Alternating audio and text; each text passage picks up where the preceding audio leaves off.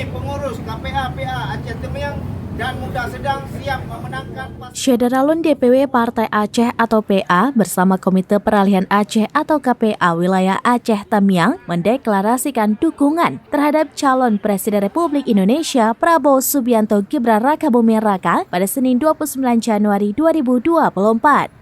Butir deklarasi ini dibacakan Ketua KPA Aceh Tamiang, Ishak, dengan diikuti puluhan pengurus, simpatisan, dan kader di Sekretariat PA Aceh Tamiang. PJ Ketua DPW PA Aceh Tamiang, Nur Zahri, menambahkan deklarasi ini dihadiri sejumlah tokoh senior dan kaum milenial yang tergabung dalam Muda Sedang. Pasangan nomor urut 2 ini dinilainya telah menyampaikan komitmen yang konkret tentang MOU Helsinki, otonomi khusus hingga penegakan syariat Islam.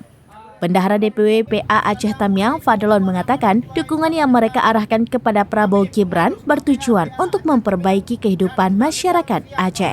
Paslon 02 Prabowo Gibran menjadi Presiden Indonesia periode 2024-2029. Prabowo Gibran menang satu putaran. Menang!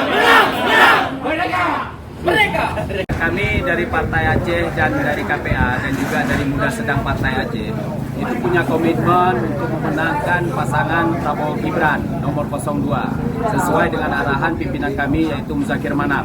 Nah, kenapa kami bersedia satu jajaran PA, KPA, Muda Sedang dan seluruh simpatisan Partai Aceh komit mendukung Prabowo Gibran?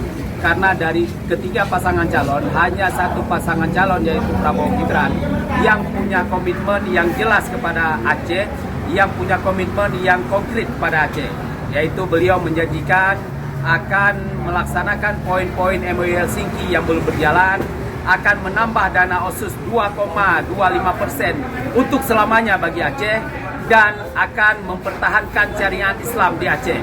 Hidup! Dari Aceh Tamiang, Rahmat Wiguna, Serambinus.com. Download Tribun X sekarang.